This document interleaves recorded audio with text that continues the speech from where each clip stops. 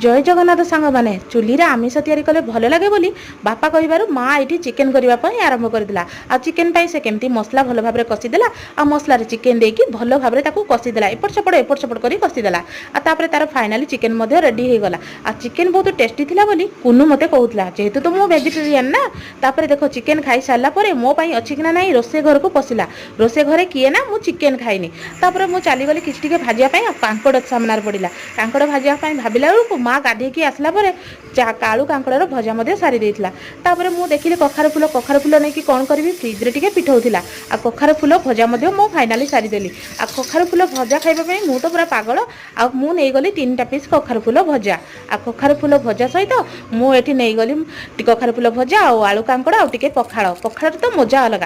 तापर मु लंका रसुण देकी पियाज भल भाव दलीदेली आ पखाड़ शांति खाईदेली। वीडियो को जब भल लगे लाइक करेंगे, चैनल को सब्सक्राइब करेंगे। रोचे जय जगन्नाथ।